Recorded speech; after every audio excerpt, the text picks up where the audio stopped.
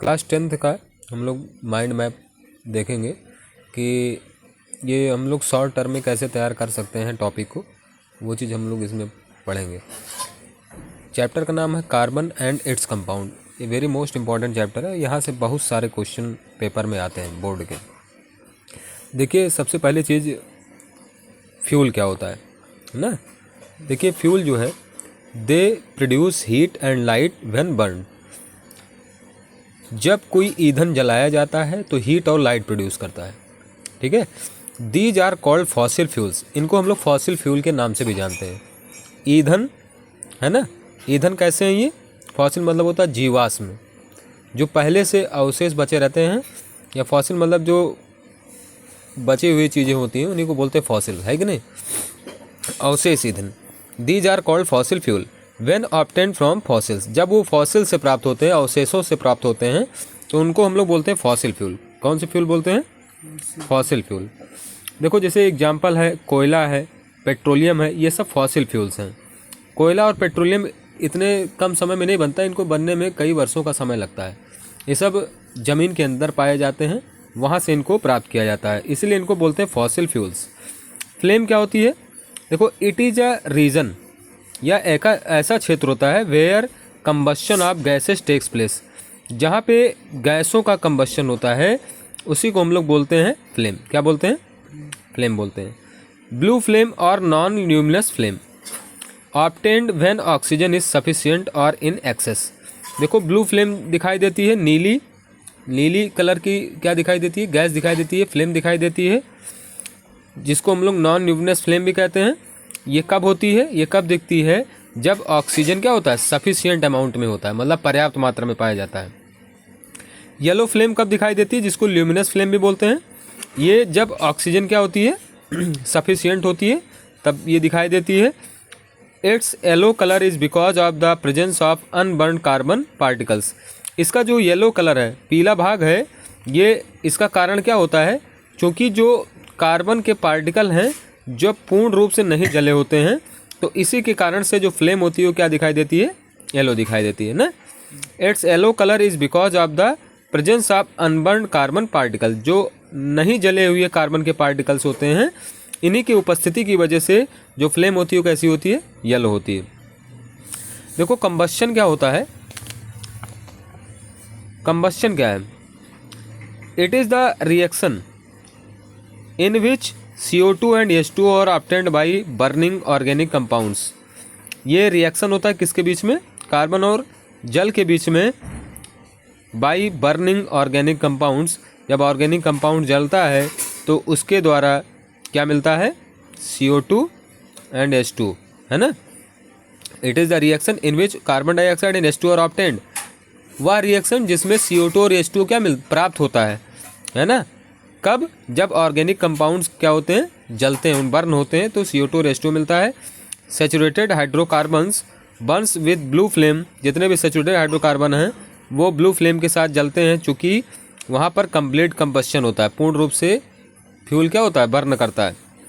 देखो, इसकी chemical property क्या होती है? In these properties chemical composition of the substances get change. इसमें केमिकल प्रॉपर्टी क्या होती है? इसमें जो केमिकल कंपोजिशन होता है किसी भी सब्सटेंस का, वो चेंज हो जाता है ना। अब ये देखो कि इसमें जो केमिकल प्रॉपर्टीज़ में हम देखते हैं ऑक्सीडेशन के बारे में क्या होता है। देखो, ऑक्सीडेशन एक ऐसी प्रोसेस है जो ऑक्सीजन, इसमें क्या होता है? ऑक्सीजन जुड़ता है और हाइड्रोजन निकलता है। Substances which provide oxygen are called oxidising agents, है ना। जैसे लिखा है CH3 CH2OH, ये लिखा है KMnO4 प्लस हीट, और acidified K2Cr2O7 plus heat, CH3COOH ethanoic acid बन रहा है ना।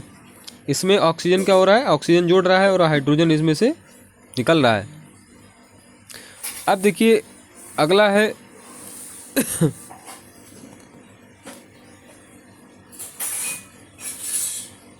कार्बन के।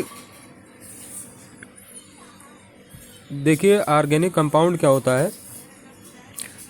These are the compounds of carbon and carbon except its oxides, carbonates and hydrogen carbonate salts. ये ऑर्गेनिक कंपाउंड्स हैं। देखिए ऑर्गेनिक कंपाउंड्स में क्या चीज़ें होती हैं? Functional group. It is an atom और group of atom responsible for the chemical properties of an organic compound.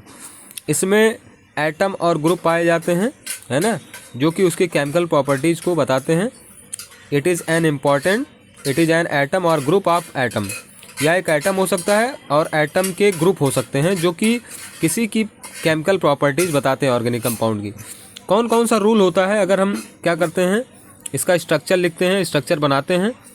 Connect all the carbon atoms by single bond, satisfy the tetravalency of each carbon by available hydrogen atoms, satisfy the remaining valency if any by multiple bonds.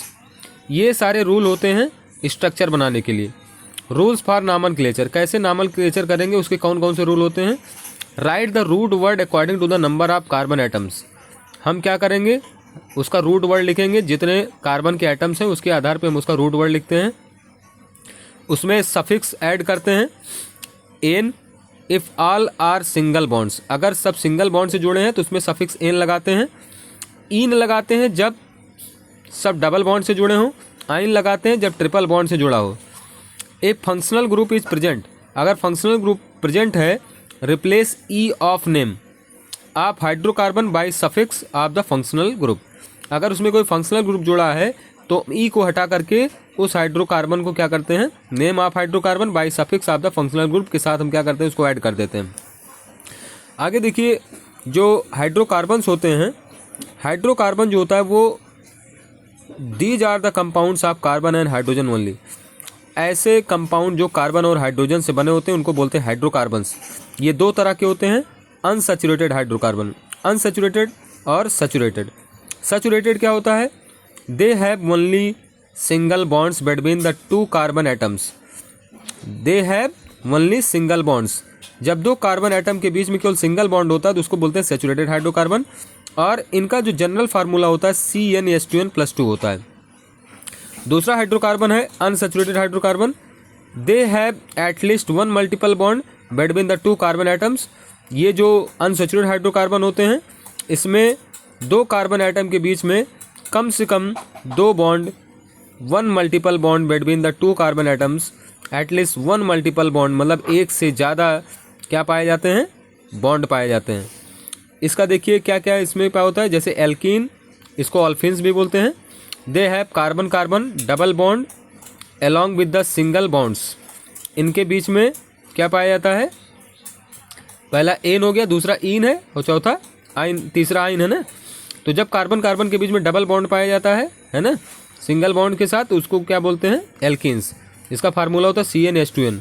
Alkynes क्या होते हैं? They have at least one carbon carbon triple bond, जिसमें कम से कम carbon carbon के बीच में triple bond हो, along with the single bonds, single bond के साथ, उसको हम लोग बोलते हैं एल्काइंस। इनका जनरल फार्मूला होता है CnH2n+2।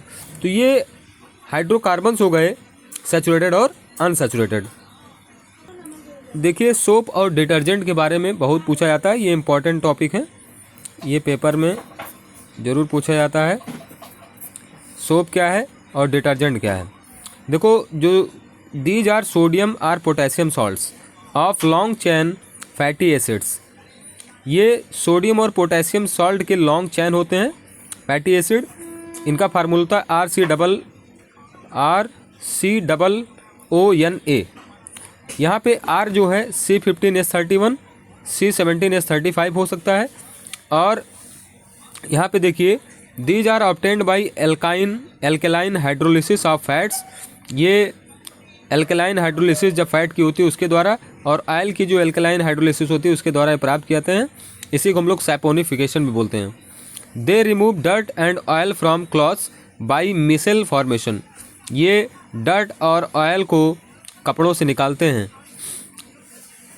ये सॉप के बारे में हो गया। देखिए डिटर्जेंट क्या होता है। दीज आर अमोनियम और sulphonate salt of long chain. ये अमोनियम और सल्फोनेट सॉल्ट के एक लंबी चैन होती है, carboxylic acid. They do not form with hard water so can be used with it. These are also called soapless soap, इनको हम लोग सो प्लस सॉप भी बोलते हैं, डिटर्जेंट जिसको हम लोग बोलते हैं। देखिए इंपॉर्टेंट टॉपिक है covalent bond. Compounds containing covalent bond, ऐसे कंपाउंड जिसमें कोवैलेंट बॉन्ड पाया जाता है उसको बोलते हैं कोवैलेंट कंपाउंड। इसका लो मेल्टिंग और बॉइलिंग पॉइंट होता है और ये सामान्यतः जो है इलेक्ट्रिसिटी के पुअर कंडक्टर होते हैं। ये भी इम्पॉर्टेंट चीज़ है, इसको भी आप ज़रूर दिमाग में रखिएगा। अगला है होमोलॉगस सीरीज। देखिए होमोलॉगस सीरीज क्या होती है? It is a series of structurally similar organic compounds containing the same functional group and in which two successive member differ by CH2 unit. ये क्या होती है? एक सीरीज होती है जो कि स्ट्रक्चरली सिमिलर होती है ऑर्गेनिक कंपाउंड की, जिसमें सेम फंक्शनल ग्रुप होता है ना। इसको हम लोग बोलते हैं होमोलॉगस सीरीज। इसको आप पढ़ लीजिएगा। अगला है इथेनोइक एसिड। इथेनोइक एसिड क्या होता है? इसका फार्मूला होता है CH3COOH। इसको हम लोग एसिटिक एसिड के नाम से भी जानते हैं। देखिए इसमें 5 से 8%, 5 to 8% सोल्यूशन होता है, जिसको हम लोग विनेगर भी बोलते हैं। एस्ट्रिफिकेशन रिएक्शन, देखिए इसका एक रिएक्शन है, इसको याद कर लीजिए। CH3COOH plus C2H5OH concentrate H2SO4 क्या बनता है? बनता है CH3COOC2H5 प्लस H2O। CH3COOH को बोलते हैं इथेनोइक एसिड, C2H5 को बोलते हैं एथेनॉल। और ये बनाता क्या है? एथिल इथेनोएट, जिसको एस्टर बोलते हैं। हमको बनाना क्या है? अगला देखिए सैपोनिफिकेशन रिएक्शन, CH3COOC2H5 जिसको एस्टर बोलते हैं। NaOH की प्रेजेंस में ये क्या बनाता है? CH3COONA plus C2H5OH। CH3COONA plus को बोलते हैं सोडियम एसिटेट। और क्या बन रहा है? अल्कोहल अलग हो जाए। रिएक्शन विद कार्बोनेट्स, रिएक्शन के साथ कार्बोनेट के साथ इसका कैसे रिएक्शन होता है? 2CH3COOH प्लस Na2CO3 बना क्या रहा है ये? 2CH3COO minus Na plus H2O plus CO2। तो इस तरीके से इसका कार्बोनेट के साथ रिएक्शन हो रहा है। बेस के साथ कैसे रिएक्शन होता है? NaOH प्लस CH3COOH बना रहा है CH3COO minus Na plus H2O। तो इस तरीके से इथेनोइक एसिड के बारे में हम लोग देखते हैं। स्ट्रक्चरल आइसोमेरिज्म क्या होता है? The phenomena in which compounds have identical molecular formula, एक ऐसी प्रक्रिया जिसमें कंपाउंड जो होते हैं मॉलिक्यूलर फार्मूला में क्या होते हैं? सेम होते हैं, लेकिन उनका स्ट्रक्चर अलग अलग होता है और उनकी जो प्रॉपर्टी होती है डिफरेंट होती है, इसीलिए हम उसको बोलते हैं स्ट्रक्चरल आइसोमेरिज्म। तो इसी को हम लोग बोलते हैं स्ट्रक्चरल, जिसका स्ट्रक्चर सेम हो लेकिन उनकी प्रॉपर्टी चेंज हो, और इसी को हम लोग क्या बोलते हैं? Structural isomerism. डायमंड क्या है? देखिए ये एलोट्रॉप्स ऑफ कार्बन है। These are different form of carbon that differ in arrangement and in number but have same chemical properties. देखिए इसमें इसका एग्जांपल है diamond. The hardest rigid 3 dimensional network which is a non conductor of electricity. ये 3 dimensional hardest rigid होता है, 3 dimensional network होता है, इसका स्ट्रक्चर होता है, जो कि इलेक्ट्रिसिटी का क्या है? नॉन कंडक्टर, मतलब इलेक्ट्रिसिटी इसमें से पास नहीं हो सकती।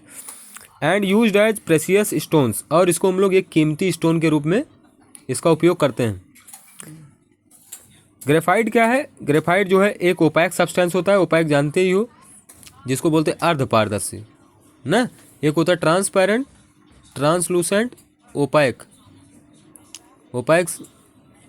ये एक ओपैक सब्सटेंस होता है, हेक्सागोनल प्लानर लेयर स्ट्रक्चर होता है इसका। ये इलेक्ट्रिसिटी का गुड कंडक्टर होता है और इसका उपयोग पेंसिल की लीड बनाने में उपयोग किया जाता है, सेल की इलेक्ट्रोड्स बनाने में इनका उपयोग किया जाता है। तीसरा है फुलरिन्स।